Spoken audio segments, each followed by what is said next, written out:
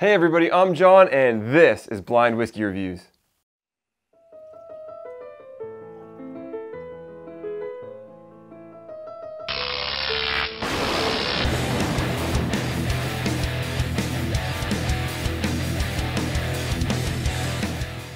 Hey everybody, and thank you so much for joining me today here on Blind Whiskey Reviews, the most honest reviews on YouTube. As always, if you're liking these videos, don't forget, hit that subscribe button down below and click the bell notification. That way you know every time I'm uploading a new video and every time I'm starting a new live stream.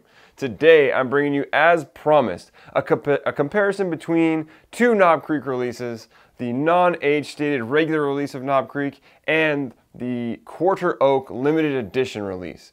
I just reviewed both of these, this one earlier this week, this one I think was last week, and they're both bottled at 100 proof like all the Knob Creek releases are other than the single barrels. The Quarter Oak, again, if you haven't caught the review, I will link it up here and I'll link this review up here as well. That way you can check those out if you like, of the individual reviews of the whiskey. But the Quarter Oak, if you recall, was aged in Quarter Oak quarter-sized barrels, which were 13-gallon barrels, for at least 4 years. At least a portion of the whiskey was. They don't disclose how much of that whiskey was aged in those smaller barrels. So it could be 5%, it could be 50%. We just don't know. And that should have some kind of impact on the whiskey. Now, if you recall my review of this, if you watched it, I thought that this one felt in my head similar to what I remember Knob Creek tasting like, the standard release. However, I don't drink the non-age stated release. I have a bunch of the 9-year-old release still. So I'm comparing it in my head to the 9-year-old, so there may be a bigger difference here than I recall in my head, because again, if you watched my no age statement Knob Creek review, I told you that I've never had a bottle of this before. So this was my first time reviewing it and tasting it here in the house. I think I've had pours of it before, maybe out and about, but definitely not sitting down and actually focusing on a tasting. So anyways, I'm excited to do this review. Let's stop wasting any time. The results are here in the envelope. I don't know which one of the whiskeys is which, so let's get to it. I'm excited. We'll start with this one here. Okay, we got some, it's definitely got that Knob Creek character, but we've got a big pop of vanilla here. A little bit of deeper, darker, fruity, juicy notes. A little bit of that standard like Jim Beam nuttiness. Definitely getting more vanilla than I recall tasting on either of these whiskeys in their first pours. So let's move on to this one. Yeah, this one definitely does not have the vanilla character that I'm smelling on this. To me, this feels more like the standard Knob Creek at this point. A little bit lighter on flavor, a little bit more of that nutty character. Slight fruity notes, slight caramel notes, but more hidden.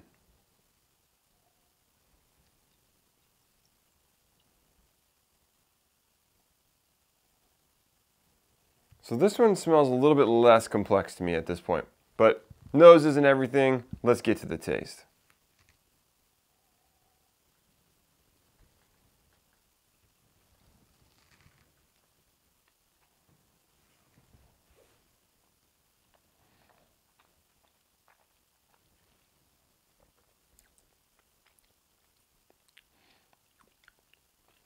So again, this tastes like a very standard Knob Creek profile to me.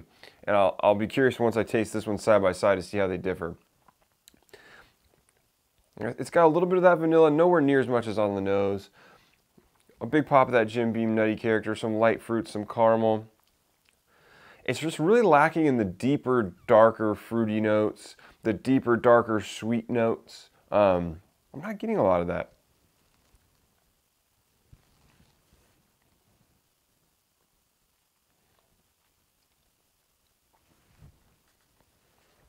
All right, this taste gave a little bit more of it. Just a slight bit of depth, a little bit more dark characters, a little more deep characters. Slight bit of that dark, fruity sweetness. I mean, it still really tastes like Knob Creek, but good. Get a sip of water here.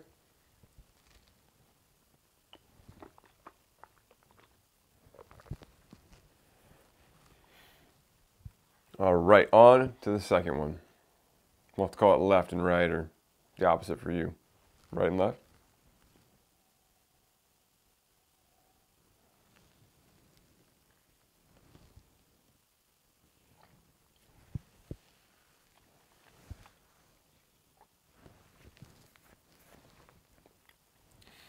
So a much clearer difference on the taste here. Having them side by side is really kind of displaying that. Whereas when I taste this one first, I feel like it's the standard Knob Creek release in terms of it's not super complex, super flavorful, but compared to this, it's much more flavorful. This is just a little bit thinner on the flavor. The flavors are similar. They are just dialed back a little bit. Get another taste.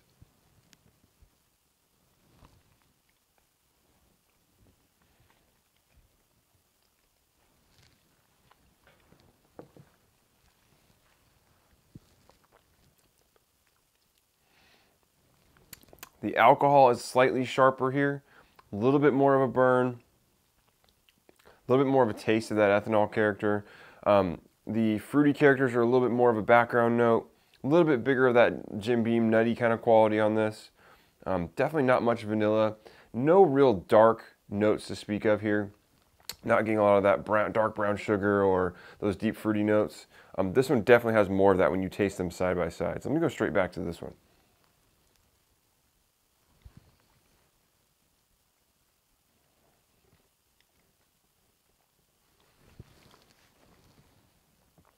Oh yeah, when you switch from this one to this one, you can really taste the difference.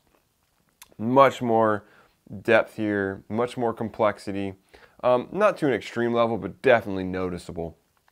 Deeper notes here, not so much in like the deep brown sugar kind of notes or like deep oaky notes, but you're getting a little bit more vanilla. You're getting definitely like a nice dark fruit character like a plum or maybe even like a dark cherry note.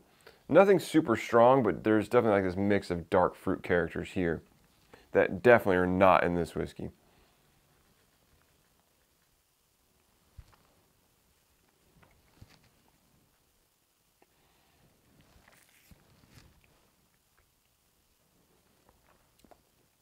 Yeah. So, I mean, I'm sure you can tell by now, I'm probably guessing that this is the non-age statement Knob Creek. This is the Quarter Oak.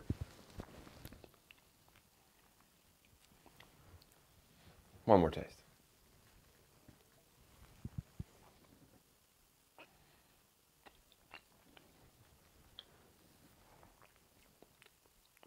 Yeah. Just definitely more depth and complexity here. I mean, you can just tell there's something else going on. And it feels to me, again, and we're going to have to do another comparison down the line of adding in the 9-year age-stated Knob Creek, because that's what this reminds me of. You know, this is lacking in some of that depth that I think this brings, and I think the 9-year age-stated whiskey tastes similar to this. So maybe we got to do a side-by-side with that one too. Or maybe, you know what we'll do?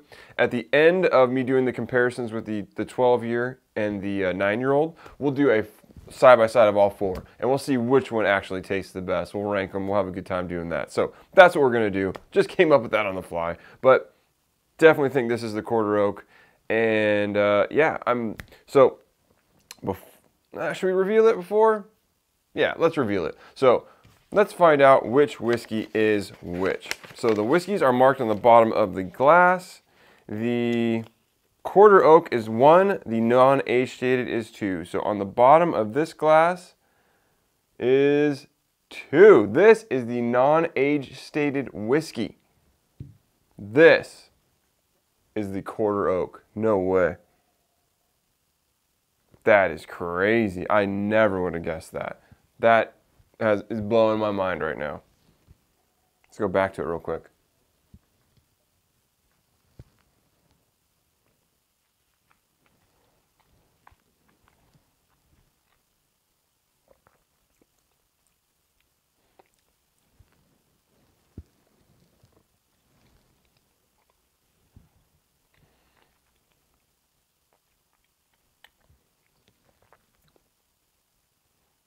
Yeah.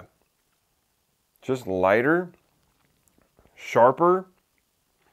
There's just, I'm super surprised by the results on this. They're definitely different, but I could have sworn that the Quarter Oak would have provided some more of the deeper, darker notes that I was tasting that are in this whiskey, and it's not. You'd think those smaller barrels with more surface area to whiskey would provide more oaky character, more woody character, and it's just not there. This whiskey's lighter in flavor, thinner, more alcohol, whereas this whiskey is slightly more robust, a little bit more flavor, a little bit more rounded. So, hey, blind reviews, guys, this is what happens. I can't be ashamed. This is how it went. So, I'm obviously very surprised by the results in this whiskey. And so, let's get into the nitty-gritty, which is these whiskeys are significantly different in price.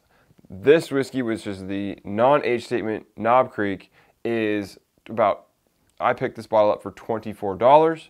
This, which is the limited edition quarter oak, is about $46. So we're talking nearly double the price. And with these results and this side-by-side comparison, I cannot tell you this is worth it. I enjoy the no age statement whiskey better than I do the quarter oak. Now maybe that'll change, maybe it'll open up, maybe something will happen to it. But at this point, this bottle's been open for a little over a week, maybe a week and a half.